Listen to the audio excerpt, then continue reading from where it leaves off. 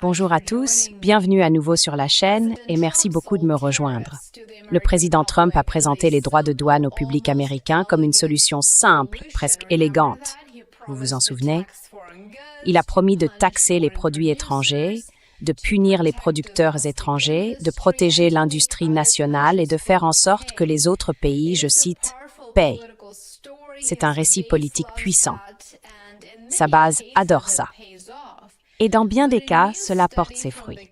Mais une nouvelle étude de l'Institut de Kiel pour l'économie mondiale démolit complètement ce faux récit et le remplace par une réalité bien plus inconfortable. Selon les données, les droits de douane américains ne sont pas une arme dirigée vers l'extérieur. En d'autres termes, on vous a vendu un mensonge. Et je l'ai déjà mentionné à plusieurs reprises ici sur ma chaîne, mais c'est vraiment agréable d'avoir des résultats de recherche pour étayer cela.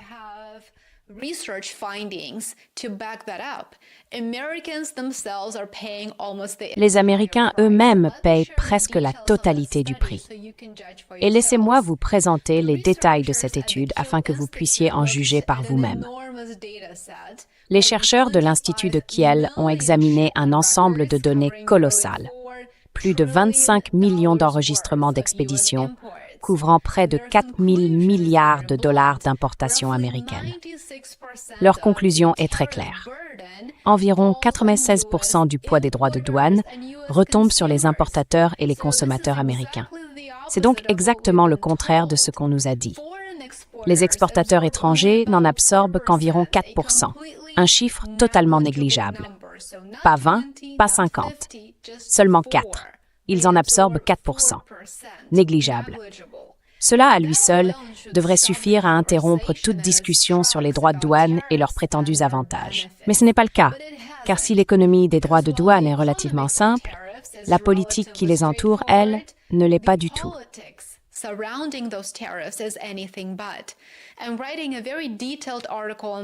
J'écris un article très détaillé sur ce sujet que je publierai cette semaine sur mon Substack et mon Patreon, mais je voulais vous tenir au courant et mettre en ligne une courte vidéo pour aborder les bases. Un tarif douanier est une taxe perçue à la frontière par le pays importateur. Lorsque le produit entre aux États-Unis, c'est l'importateur américain qui paie le tarif aux douanes américaines. À partir de là, le coût ne disparaît pas par magie. Il est répercuté tout au long de la chaîne d'approvisionnement. C'est ce qui se passe. Les entreprises peuvent en absorber une partie en réduisant leurs marges si elles acceptent de faire moins de profit, si leurs actionnaires le permettent. Mais les consommateurs en supportent aussi une partie à travers la hausse des prix. Ce qui arrive presque jamais, c'est que les exportateurs étrangers baissent suffisamment leurs prix pour neutraliser le tarif.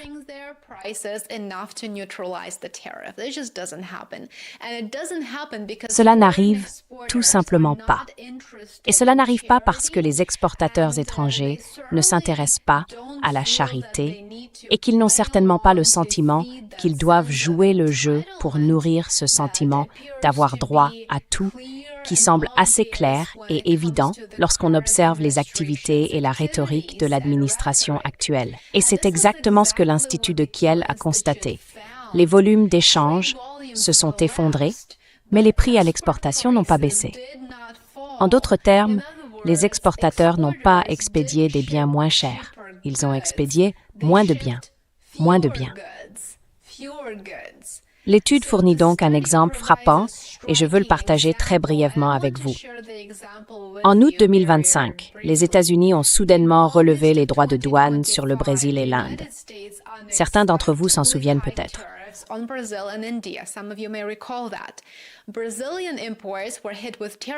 Les importations brésiliennes ont été frappées par des droits de douane atteignant jusqu'à 50%.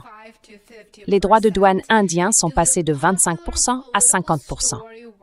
Si l'histoire politique populaire était vraie, celle qu'on nous raconte, si cela était vrai, si les étrangers payaient réellement, alors les prix facturés par les exportateurs brésiliens et indiens aux États-Unis auraient dû baisser par rapport à ceux pratiqués sur d'autres marchés. Mais ce n'est pas ce qui s'est produit. Ils n'ont pas baissé. Parce que ce que vous avez entendu lors des points de presse de la Maison-Blanche sur les droits de douane et ce que vous avez peut-être vu dans ces publications humoristiques partagées par des agences gouvernementales sur X, ce sont des mensonges. Les chercheurs ont comparé les exportations indiennes vers les États-Unis avec les expéditions vers l'Europe et le Canada, et le schéma était indéniable.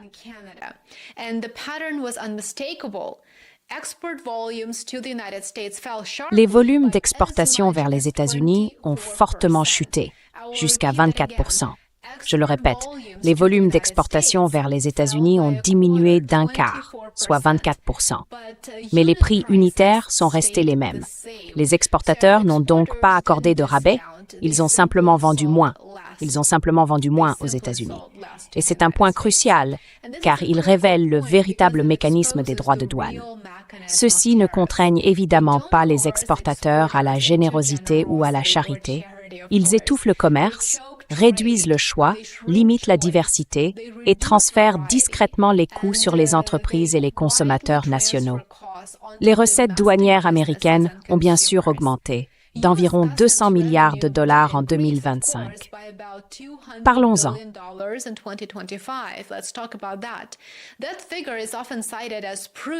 Ce chiffre est souvent cité comme preuve que les droits de douane fonctionnent. Mais les recettes, à elles seules, ne disent absolument rien sur qui paie réellement. Selon les données de Kiel, les Américains ont payé presque la totalité de ces recettes, car les biens importés ont été vendus aux consommateurs américains à des prix plus élevés. Julian Hintz, directeur de la recherche à l'Institut de Kiel et l'un des auteurs de l'étude, l'explique de manière très claire. L'idée que les pays étrangers paient les droits de douane américains est un mythe, dit-il. Les données montrent le contraire. Les droits de douane agissent comme une taxe à la consommation sur les biens importés. Et comme toute taxe à la consommation, ils frappent les acheteurs nationaux. C'est ainsi que cela fonctionne. Rien de tout cela n'a quoi que ce soit de révolutionnaire en économie.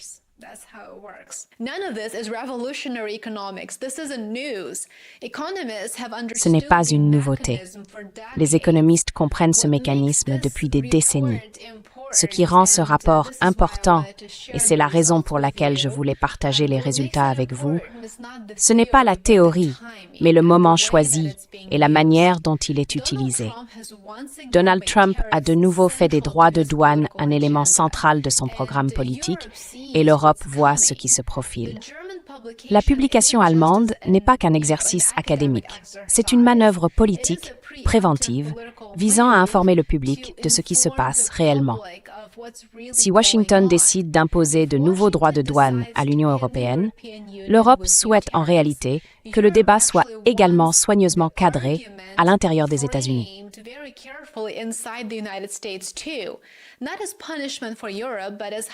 Ce n'est pas une punition pour l'Europe, mais une hausse des prix pour les Américains. C'est ce qui se passe. C'est le cœur des droits de douane imposés par l'administration Trump. Car, en fin de compte, c'est le seul argument capable de freiner la politique tarifaire aux États-Unis. Ni les protestations diplomatiques, ni les manifestations pacifiques, ni les appels à la soi-disant loyauté de l'Alliance qui, comme nous le savons, n'existe plus vraiment, mais bien le coût politique intérieur d'un renchérissement de la vie quotidienne. Et en même temps, même si l'Europe s'appuie sur cet argument, il y a aussi une bonne dose d'hypocrisie en arrière-plan que je tiens à souligner.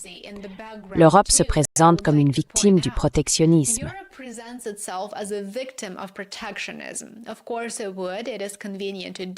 Bien sûr que oui, c'est pratique de le faire en ce moment. Mais l'Europe a passé des années à ériger ses propres barrières commerciales, et il ne faut pas l'oublier, notamment contre les véhicules électriques chinois, par exemple, en les justifiant comme nécessaires pour protéger l'industrie et les emplois européens. Et c'est exactement la même logique que Trump utilise aujourd'hui. La rhétorique est différente, bien sûr, mais l'outil est le même. L'Europe ne devrait donc pas vraiment se plaindre que la situation se soit inversée.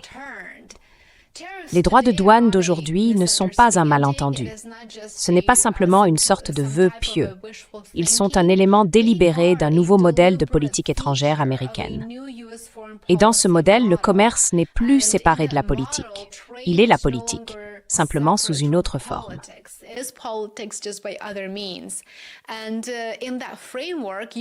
Et dans ce cadre, l'Europe n'est pas un allié protégé.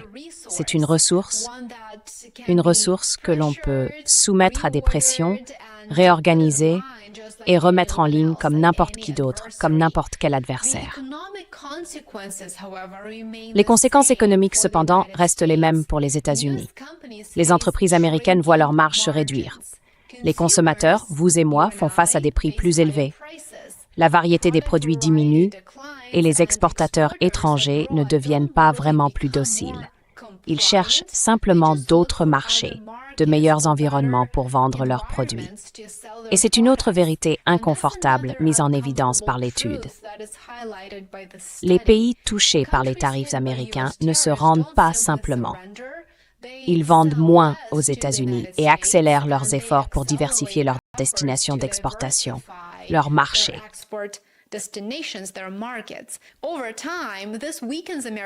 Avec le temps, cela affaiblit la position de l'Amérique en tant que marché central. Cela ne renforce pas la position de l'Amérique. Et à long terme, les tarifs désavantagent tous les acteurs concernés. Ce n'est pas simplement une affirmation idéologique, c'est un constat empirique étayé par des millions de points de données utilisés dans cette étude. La véritable question, donc, n'est pas de savoir si les Américains payent les tarifs, ils les paient. Les données sont très claires, ils les paient. La véritable question est de savoir si les décideurs politiques et les électeurs sont prêts à accepter ce coût en échange des ambitions politiques de l'administration et s'ils comprennent pleinement le prix qu'ils paient, non seulement à la caisse, mais aussi en termes de choix réduits, de concurrence affaiblie et d'une économie mondiale plus fragmentée.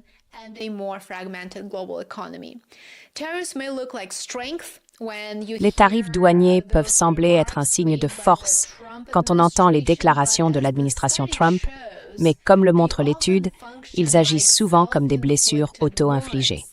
Ils sont douloureux, coûteux et bien plus difficiles à annuler que les slogans qui les justifient. Je vous tiendrai bien sûr informé sur Substack, sur Patreon, ainsi qu'ici sur ma chaîne YouTube. Assurez-vous de revenir consulter.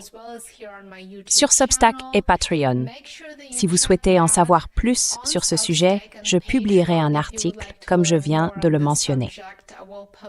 Merci beaucoup d'avoir regardé, merci de m'avoir accompagné, je vous souhaite une excellente fin de journée et j'ai hâte de vous retrouver ici demain. Prenez soin de vous.